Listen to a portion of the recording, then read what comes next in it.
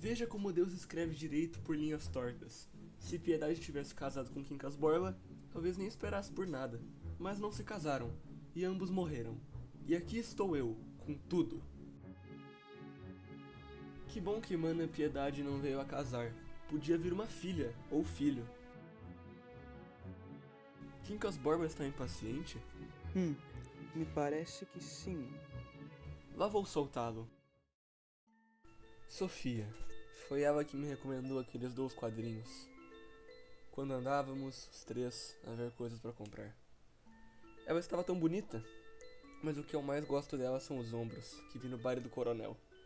Que ombros! Parecem de cera, tão lisos, tão brancos. Os braços também. Oh, os braços. Que bem feitos. Rubião continuava a se submergir em memórias doces envolvendo a esposa de seu amigo. Relembrava-se de seu primeiro encontro, quando ainda era um professor. De vê-la na estação e seus olhos serem atraídos a ela tão fortemente enquanto um rei se faz a riquezas. Logo que chegou em Barbacena, enamorou-se de uma viúva, senhora de condição mediana, mas tão que os suspiros do namorado ficassem sem eco. Chama-se Maria da Piedade. O irmão dela, Rubião, fez todo o possível para casá-los. Piedade resistiu, e uma infecção a levou. Foi esse trechozinho de romance que ligou esses 2 homens. Será que Rubião sabia que o nosso Quincas Borba traria a semente daquela ideia que o médico supôs a Charlie? Seguramente não. Achava que era um homem esquisito. Mas certo que o grãozinho não se despegou do cérebro de Quincas Borba, nem antes nem depois da moléstia que lentamente o consumiu. Rubião era o único amigo do filósofo. Fechou sua escola para ser o enfermeiro do amigo. E assim foi, por 5 meses, dando remédio nas horas marcadas, conversando, rindo, seguindo ordens dos médicos. Era como se trabalhasse lá. Em uma das noites, após seu trabalho de enfermeiro de seu amigo, Rubião cedeu à curiosidade e indagou o médico. Afinal, o que tanto aflige meu querido amigo? Qual o estado dele? Quando que ele vai melhorar? Posso responder 2 dessas perguntas. Qual? O estado dele é péssimo, está perdido, completamente perdido. Mas se tu puder ainda ser o amigo risonho e animado dele, acredito que vai ajudar muito. Vai isso! Pra ele morrer é fácil. Nunca leu um livro dele, senhor? Há anos escreveu sobre a morte. Rubião, filosofia é uma coisa, morrer aqui na vida real é outra coisa.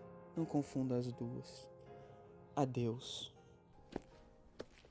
Rubião descobria um rival um tanto incomum para Borba. Um cão. Mas não era só um cão, era o seu cão. Levava-o para todo lugar. O cão quem o acordava nas manhãs, lambendo seu rosto. Mas o que Rubião mais admirava, por assim dizer, era o cão ter o mesmo nome do dono. Posso lhe fazer uma pergunta, meu amigo? Desde quando você precisa de permissão? Pergunte-me. Por que nomeaste teu cão a si próprio? Horas. Por desde que humanitas. Desde que o quê? Desde que humanitas, segundo a minha doutrina, é o princípio da vida e reside em toda parte. Existe no homem, na mulher, no cão, e este assim pode receber o nome de gente, seja cristão ou muçulmano.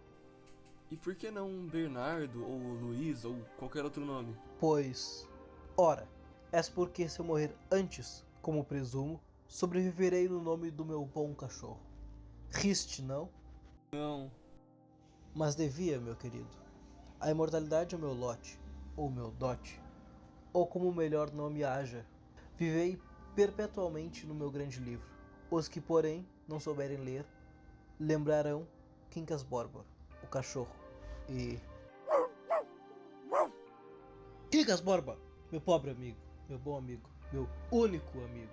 Teu único? Perdoe-me, tu também és um amigo. Sei bem e te agradeço muito. Talvez esteja começando o meu delírio. Dê-me o espelho. Tudo que está cá fora corresponde ao que sinto cá dentro. Vou morrer, meu caro Rubião. Não gesticule. Vou morrer. E trate-se de não se espantar comigo. O que queres? O que há? Nada. Só algumas boas filosofias, como você mesmo diz. Ha! Com que desdém me dizes isso? Anda, repita. Quero ouvi-lo falar mais uma vez. Umas filosofias. Que desdém? Que capacidade eu tenho pra desdenhar? Se tu crês que a morte não vale nada, deve ter alguma razão ao princípio. Se quiseres entender a morte, Basta contar como faleceu minha avó. E como foi? Senta-te primeiro. Foi no Rio de Janeiro, em frente à Capela Imperial, a então Real. Num dia de festa, minha avó saiu. Atravessou o adro para ir sentar-se. Viu gente aos montes querendo entrar as senhoras. Uma confusão. No meio da mesma, minha avó queria o adro sentar-se, um pouco mais distante. Assustou uma besta de sege, que disparou. A outra imitou. Gritaria, tumulto e no meio, minha avó caiu. Tanto as bestas quanto as mulas passaram-lhe por cima. Chamaram o sangrador, mas já era tarde demais. Cabeça rachada, uma perna e o ombro partido. Sangue aos montes. Morreu minutos depois. Que desgraça que aconteceu com ela? Não? Não? Como não? Te acalmas e ouvi o resto. Ora, então conte-me o resto. O dono da carruagem estava no adro e estava com fome. Este deu sinal ao cocheiro para ir buscar o patrão. A carruagem, no meio do caminho, encontrou um obstáculo. Minha avó. Ou seja, o primeiro ato dessa ação de evento foi um evento de conservação humanista. Ter fome. Se fosse um rato ou um cão, minha avó não faleceria. Mas o fato era o mesmo. Humanistas precisam comer. Se ao invés do rato ou cão fosse um poeta, a única coisa que mudaria seria que mais jornais divulgariam a matéria. Mas no fim, o universo não parou por ter menos poemas. Mas humanistas, e isso importa, antes de tudo, precisam comer. Seguramente, o dono da carruagem não morria de fome, do mesmo jeito que a minha avó morria. De verdade e para sempre. E que humanistas é esse? Humanistas é o princípio, mas não vou lhe dizer nada além disso. Não és capaz de entender isso. Falemos disso outra hora. Diga sempre. Queres ser meu discípulo? Quero. Bem, irás entender aos poucos minha filosofia. E no dia que entender, não há vinho que embriague como a verdade. Creme, o humaníssimo, é o remate das coisas. E eu, o maior homem do mundo, quem o formulou. Olha, ver como o bom Quincas Borba está olhando para mim. Não ele, é humanista. Mas que humanistas é esse? Humanistas é o princípio. Há em todas as coisas uma substância recôndita e idêntica, um princípio universal, único, eterno, comum, indivisível, indestrutível, ou, usando a linguagem de Camões, uma verdade que está nas coisas anda, e que mora no invisível e no visível. Pois essa substância, ou verdade, esse princípio é indestrutível, que é humanistas. Assim lhe chamo, porque resumo o universo, e o universo é o homem. Vais entendendo? Pouco, mas ainda assim, como que a morte da sua avó... Não há morte. O encontro de duas expansões, ou a expansão de duas formas, pode determinar a supressão de uma delas, mas, rigorosamente, não há morte, há vida, pois a supressão de uma é o princípio universal e comum. Daí, o caráter conservador e benéfico da guerra. Supõe tu, um campo de batatas e duas tribos famintas. As batatas chegam para alimentar apenas uma das tribos, que assim adquire forças para transpor a montanha e ir a outra vertente, onde há batatas em abundância. Mas, se as duas tribos dividirem em paz as batatas do campo, não chegam a nutrir-se suficientemente e morrem de inanição. A paz nesse caso é a destruição, a guerra é a conservação. Uma das tribos extermina a outra, recolhe os despojos, daí a alegria da vitória, os hinos, aclamações, recompensas públicas e todos os demais efeitos das ações bélicas. Se a guerra não fosse isso, tais demonstrações não chegariam a dar-se, pelo motivo real que o homem só comemora e ama o que lhe é aprazível ou vantajoso, e pelo motivo racional de que nenhuma pessoa canoniza uma ação que virtualmente a destrói. Ao vencido, ódio ou compaixão. Ao vencedor, as batatas. Mas e o exterminado? Não há exterminado. Desaparece o fenômeno. A substância é a mesma. Nunca viste ferver água? Hás de lembrar-te que as bolhas fazem e se desfazem de contínuo, e tudo fica na mesma água. Os indivíduos são essas bolhas transitórias. Bem, e a opinião da bolha? Ele não tem opinião. Aparentemente, não há nada mais constritador que uma dessas terríveis pestes que devastam um ponto do globo. E, todavia, esse suposto mal é um benefício. Não só porque elimina os organismos fracos, incapazes de resistência, como porque dá espaço à observação, à descoberta da droga curativa. A higiene é filha de podridão seculares. Devemos-la a milhões de corruptos e infectos. Nada se perde, tudo é ganho. Repito, as bolhas ficam na água. Vê este livro, é Dom Quixote. Se eu destruir o meu exemplar, não elimino a obra que continua eterna. Nos exemplares subsistentes e nas edições posteriores. Eterna e bela, belamente eterna. Como este mundo divino e supra-divino. Aqui, beba isso. Deite-se e descanse. Estou bem, não é nada. Apenas perdi o costume dos discursos, só isso. Olha o mundo, Rubião. Excelências por todo lado. Imagens idílicas, épicas, humanitas em tudo. Como pode um homem tão doente falar desse jeito? Tão galantemente? Você é meu amigo. Que pergunta? Tanto ou até mais que este animal? Bem,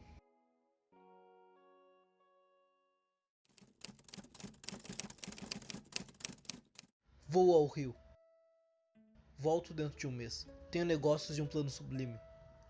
Mas a doença, o médico, não pode agora. Charlatão. Moléstia precisa se parecer. E mais, eis de registrar meu testamento. O testamento? Cuide dele. Jura? Por esta luz que me alumia. Dê-lhe leite às horas apropriadas. As comidas todas do costume. E os banhos. E quando sair com ele, olhe que não vá fugir. Não, melhor é que não saia. Não saia. Vá sossegado.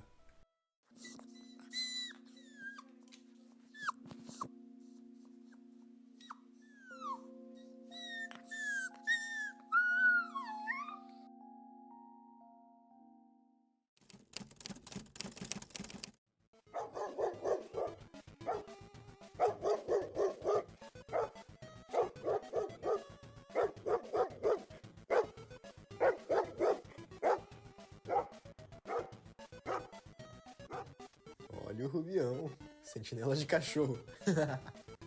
Será que agora o cão é o dono?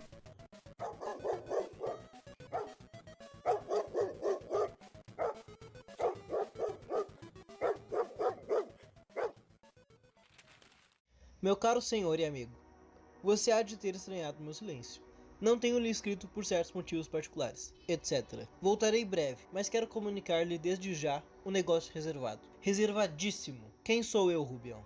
Sou Santo Agostinho. Sei que é de sorrir, porque você é um ignaro, Rubião. A nossa intimidade permitia-me dizer a palavra mais crua. Mas faço-lhe essa concessão, que é a última. Ignaro, ouça, Ignaro. Sou o Santo Agostinho. Descobri isto anteontem. Ouça e cale-se. Tudo coincide em nossas vidas. O santo e eu passamos uma parte do tempo nos deleites e na heresia. Porque eu considero heresia tudo o que não é a minha doutrina de humanistas. Ambos furtamos. Ele, em pequeno, umas peras de Cartago. Eu, já rapaz, um relógio do meu amigo Brás Cubas. Nossas mães eram religiosas e castas. Enfim, ele pensava, como eu, que tudo o que existe é bom.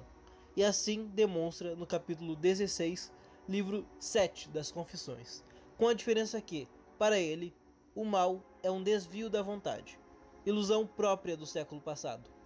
Concessão ao erro, pois que o mal nem mesmo existe, e apenas a primeira afirmação é verdadeira. Todas as coisas são boas. Omni bona. E adeus. Adeus, Ignaro. Não contes a ninguém o que acabo de te confiar, se não queres perder as orelhas. Cala-te, guarda e agradece a boa fortuna de ter por amigo um grande homem como eu. Embora não me compreendas, hás de compreender-me. Logo que tornar a Barbacena, dar-te-ei em termos explicados, simples, adequados ao entendimento de um asno, a verdadeira noção do grande homem. Adeus, lembranças a meu pobre Quincas Borba. Não esqueça de dar-lhe leite e banhos. Adeus, adeus, teu do coração. Pobre Quincas. Não há dúvidas, ele está doido.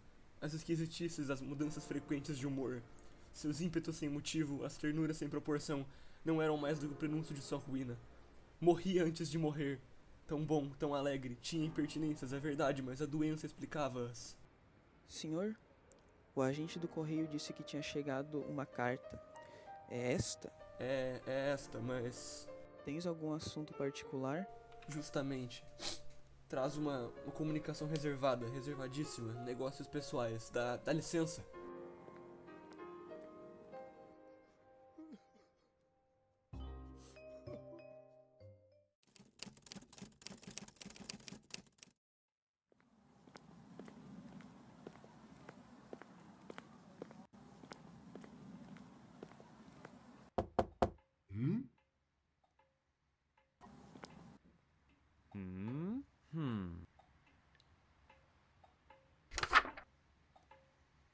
Acabou de sofrer.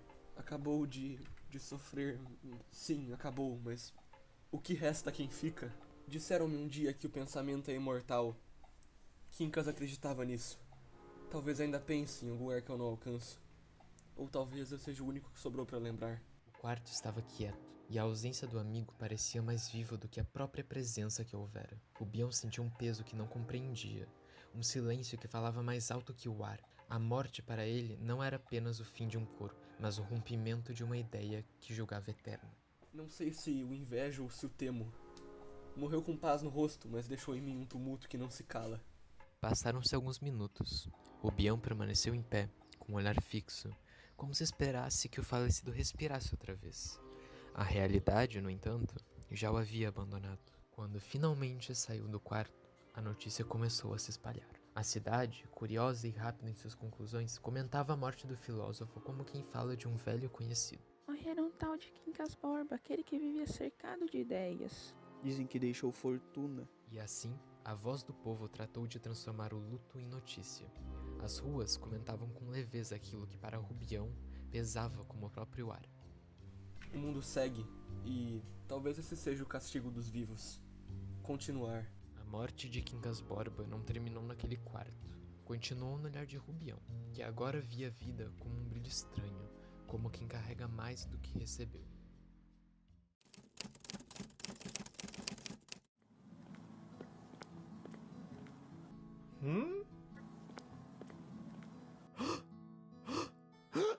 Parabéns, senhor. És o herdeiro universal da fortuna de Quincas Borba. Agora és tão rico que é impossível enriquecer. Impossível o quê? Impossível é Deus pecar. Ele não falta a quem promete.